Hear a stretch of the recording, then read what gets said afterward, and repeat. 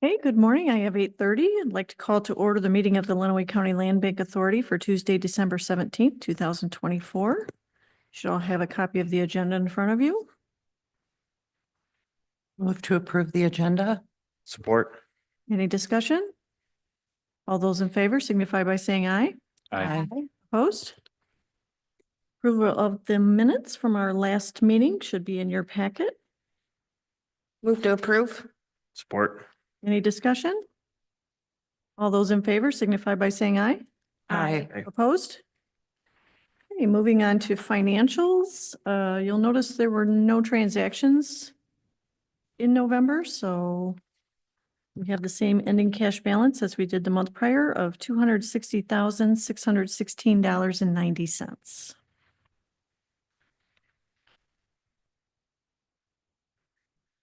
Move to approve the financials. Support. Any discussion? All those in favor signify by saying aye. Aye. Opposed? Okay, moving on to new business. Property acquisition. The two properties listed, 1123 Lau Avenue and 1117 Lau Avenue, are the only two properties I have left from my tax sales. A letter was sent to the city of Adrian to notify them that they are able to take them if they wish. They do have until December 31st to accept or reject those. So we will not be taking any action on those today, but just in case they are rejected, we will take another look at these next month for a vote whether or not we want to take them in the land bank. Lynn? Is it a requirement that the city be given that option? Or is that just like we do that out of courtesy or just curious? It's not a requirement, but we do send lists typically to the local units. These are what's left over and give them till the end of the year to accept or reject them. So that's just our normal procedure. Normal procedure, yes. Any other questions? Okay, moving on to the delegation resolution. Francine and I met with Jim Tischler from the State Land Bank Authority, and he suggested that we look at having a document like this on file. I know we had discussed in previous meetings about maybe changing the frequency of our meetings from monthly to bi-monthly. So every other month coming in and meeting rather than every month. And if we did decide to do something like that, it would be a good idea to have a document like this in place, just in case there's anything of an emergent status that comes up, that I would have the authority to just go ahead and act on it if it's a timing issue. So we're not throwing in a special meeting. Didn't know what your guys' thoughts were on this. We did include a copy of the state's copy of what they use, and then we did do a little editing, removed a couple items for our purposes, and there should be one for specifically for us. Did you all have a chance to review those? And if there's any questions? Lynn? I have no objection. What, has something ever come up that you wished you could have acted on? I mean, I don't see this likely being used very often. Correct, I correct. But if understand we why It's do, good to have it in place. Mhm. But if we do reduce the number of meetings we have, especially with this grant, it seems like there's something coming up and it's like, oh no, we got to get this done and we only have a certain time frame to do it or approve it. just in a situation like that. I didn't know if the board would entertain the idea of meeting possibly every other month starting in 2025, or if you guys would like to continue to meet every month. Seems like our agendas are a little light and our meetings are pretty short, so I know Jim Tischler from the State Land Bank said they meet twice a year. I don't think we want to go that extreme, but I think maybe starting out every other month. See how that goes. If we need to change it back to every month, we could. Just wondering what the board thinks. Kind of Well, sounds like two separate issues, but how did you come up with the 500,000? Why was that number settled on? That's the standard language in the state's agreement, so we decided to keep everything pretty much the same.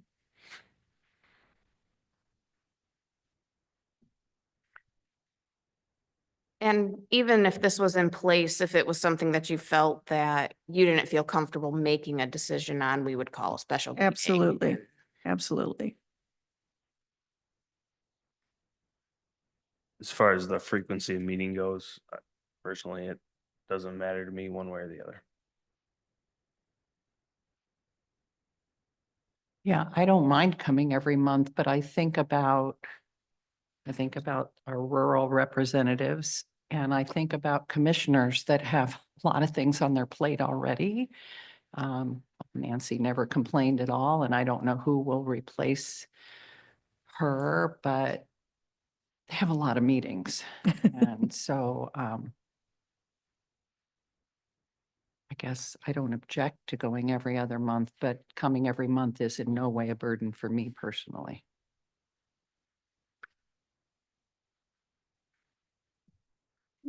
I would think that if we came every other month, the month that we were off, if there would need to be a special meeting, it'd give you some flexibility. Sometimes that last Friday or the last week of the month, I'm sorry, kind of limits you, that's our meeting date. We're usually very flexible on that, but if something were to come up, it'd be easier to, switch that around and give you a little bit extra time or a little bit less time if you need to, so. Correct.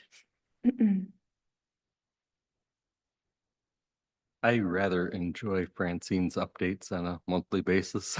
So to go every other month, we wouldn't get to know what she's up to as often. Maybe we get some emails occasionally of here's what's going on. Okay, yeah, we can definitely make Feel that more happen. comfortable if we had that. Mhm. I mean, it's nothing we have to do. I just thought with our meetings lasting 10 to 15 minutes, Mhm. when we meet every month, that maybe it might be better for your schedules. But I am open to doing whatever you wish. Lynn? With regard to recommendations from the sales committee, I would hate to hold those up for 2 months, but I also personally really like to know I like to vote on that stuff. I like to know what the sales committee is recommending and have say yay or nay. So I don't know what the thought is on that. I guess you could call a meeting if it was something that you felt or the prospective buyer really wanted it, and couldn't wait 2 months, but I hate to hold up sales at the same time. So I don't know, I'm just thinking out loud. Yep.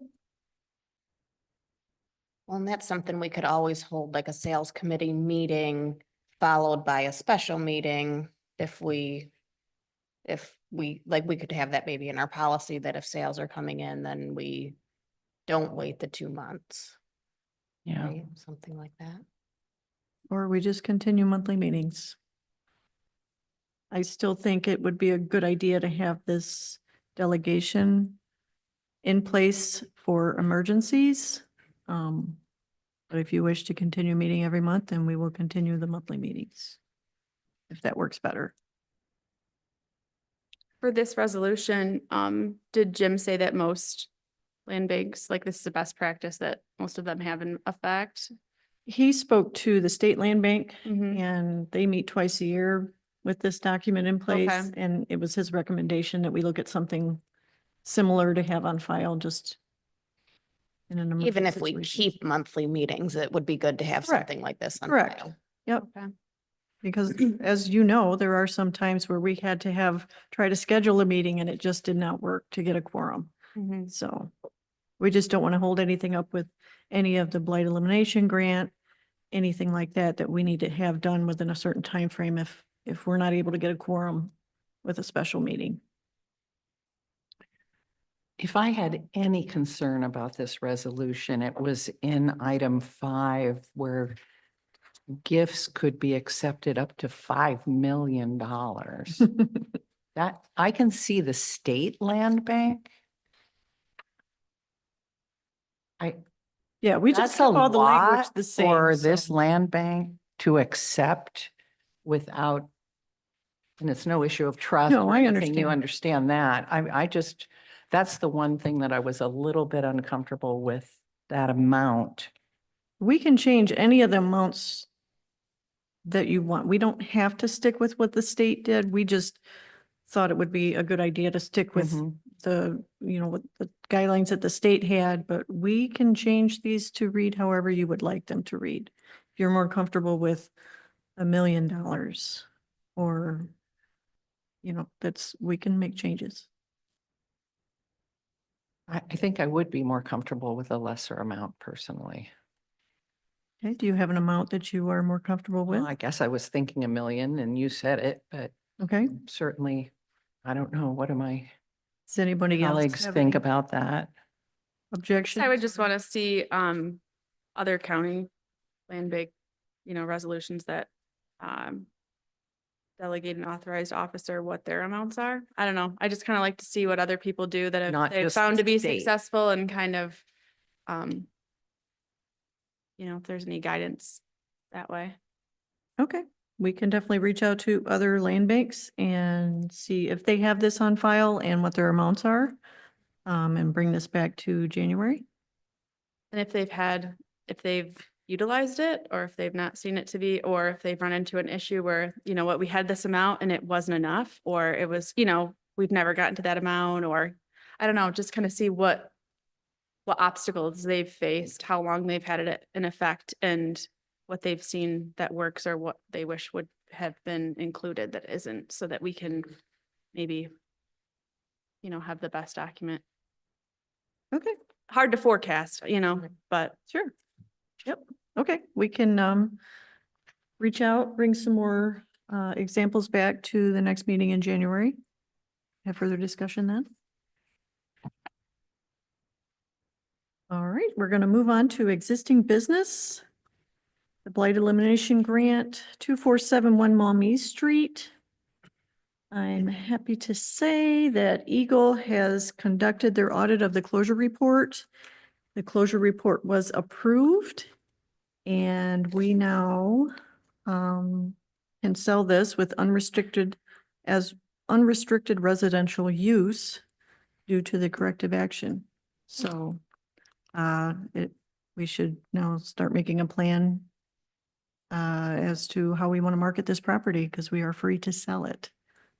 So that was good news. Unrestricted residential use. Yes. So that residential properties or what, no commercial building, or what's that mean? Well, I don't think that that's what that means. Jake, do you know more about how they label, how's it unrestricted zoned? residential use? I don't know that it was because how it was zoned. It's like if somebody wanted to live there, I they could. believe it's zoned industrial. That, right, that's what I was thinking, so.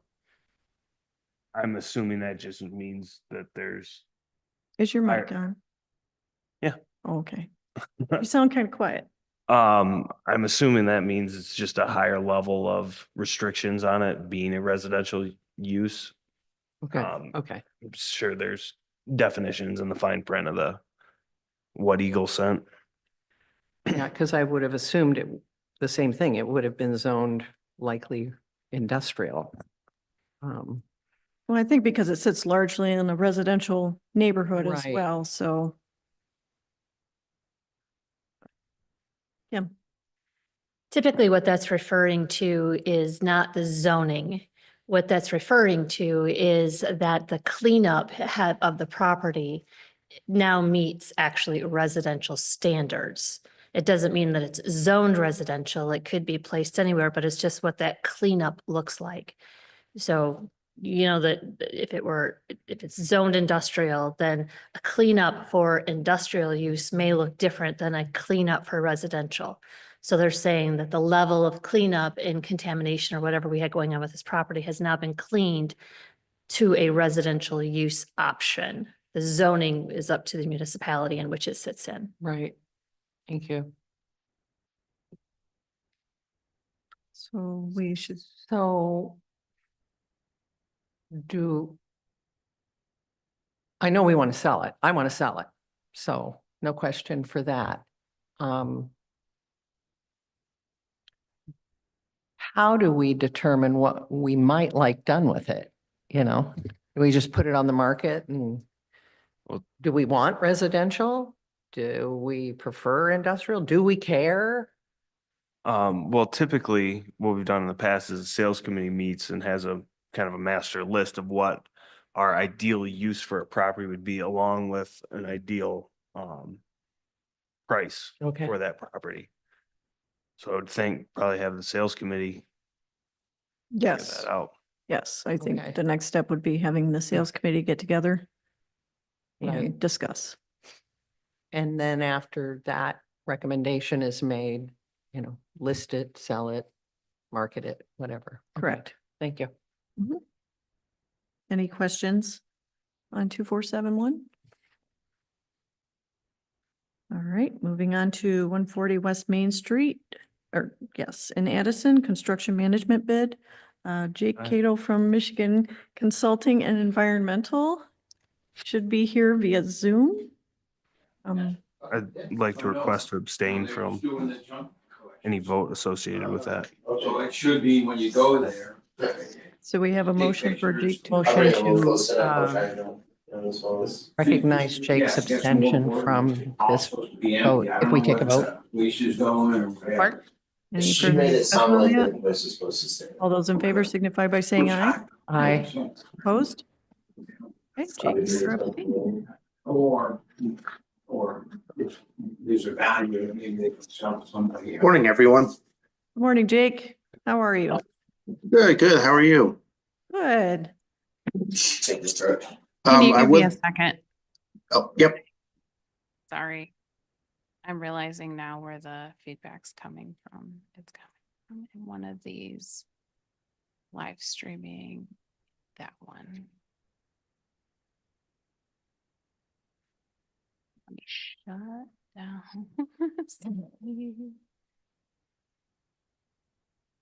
Okay, you're good. Okay. So I first just wanted, I believe it was Kimberly's assessment on the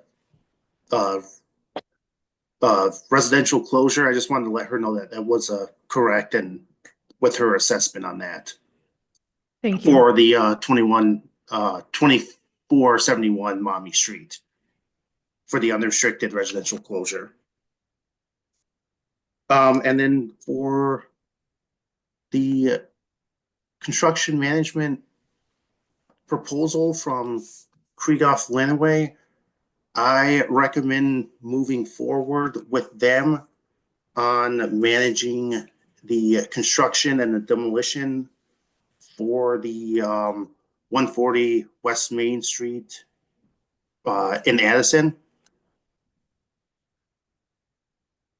And the only thing that I would need once approved is there are a couple of documents that would need signatures from Krieghoff Okay. that and would just- that would meet the blight elimination programs grants.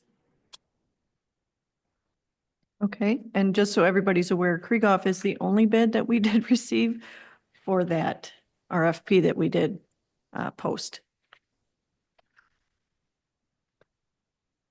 Does anyone have any questions in regards to the RFP while we have Mr. Cato on Zoom? The bid is 25,000. What? Yes, Yeah, I believe that's what it on was. page 9. Yes, yep.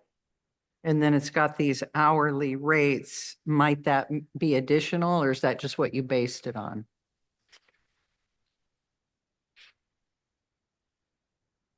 That is just their hourly rates within that 25,000. If there is additional charges, then we would talk with Krieghoff and get a change order if it would be higher than that base $25,000.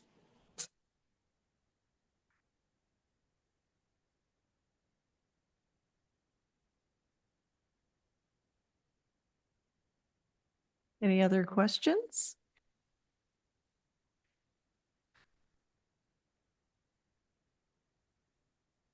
All right. Well, thank you very much, Jake Cadle. We appreciate you joining us today. Yeah, thank you for having me. All right, we'll be in touch soon. Thank you. Okay, perfect. Thanks.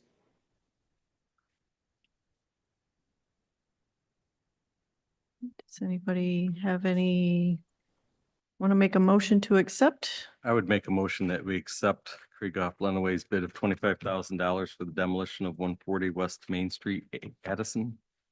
It's the management of the demolition, but. Management, yes. Thank you.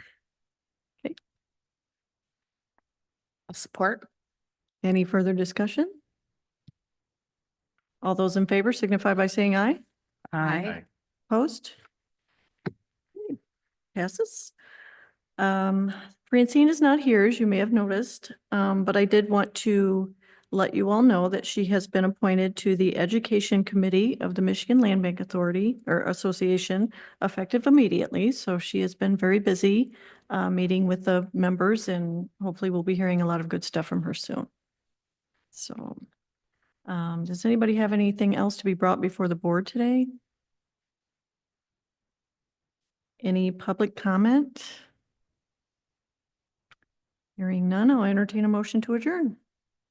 So moved. Support. All those in favor signify by saying aye. Aye. Aye. Thank you. We'll see you next month.